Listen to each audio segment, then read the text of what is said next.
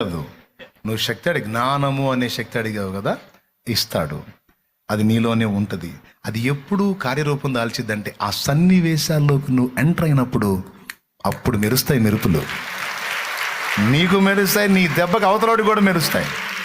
ఈ బుర్ర ఏందిరా నాయన, ఈ ఆలోచన ఏంది, ఐడియాలేంది, అసలు ఈ మాటలేంది, ఈ మనిషి ఏంది, వాడికి మెరవాల మెరుగులు. సొలొమోనుకి ఏ వరం ఇచ్చాడు? జ్ఞానము అనే వరం ఇచ్చాడు. ఇద్దరు తల్లులు ఒకటే బిడ్డను తీసుకొచ్చి నా బిడ్డ అంటే నా బిడ్డ అని వాదులాడుకుంటున్నారు. సీనియర్స్ అంతా చూస్తున్నారు, పిల్లోడు తీర్పులు ఎట తీస్తాడు, పిల్లరాజు అని. ఈ పిల్లరాజు దేవుని దగ్గర కృప పొందాడని తెలియదు, కృప పొందినోడు కొడుకు అని తెలియదు. మరి సోదరులు ఎవరు అంతే ఉంటుందిగా. ఈ పిల్లరాజు దేవుని కృప పొందిన రాజు కొడుకు, మరియు దేవుని పాదాలు పట్టుకొని జ్ఞానము అనే కృప పొందినవాడు. అప్పటిదాకా ఆయన మామూలుగానే ఉన్నాడు. ఆ సన్నివేశం వచ్చినప్పుడు దేవుని శక్తి అక్కడ పనిచేసింది. మెరుపులాంటి ఆలోచన చేసి క్షణంలో అసలు తల్లి ఎవరో కనిపెట్టాడు.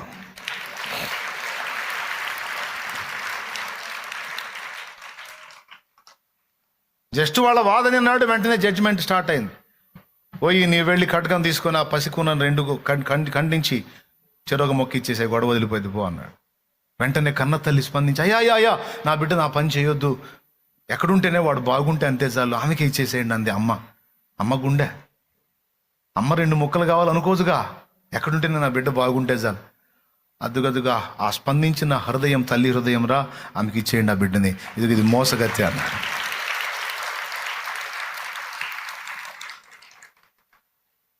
ఎట్లా సాధ్యం అండి? నువ్వు అడుగుతావు జ్ఞానమని, దేవుడు నీకు ఇచ్చే ఉంటాడు. అది సన్నివేశాలు వచ్చినప్పుడు మాత్రమే నీలో నుండి వ్యక్తమైద్ది. అప్పటిదా నువ్వు మామూలుగానే ఉంటావు.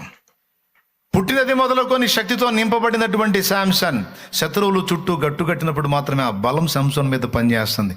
మామూలుగా ఉన్నప్పుడు మామూలుగానే ఉన్నాడు. దెలీలాకు అర్థం కాల, ఫిలిస్తీన్లకు అర్థం కాల, వీరుణ్ణి చూపిస్తారు.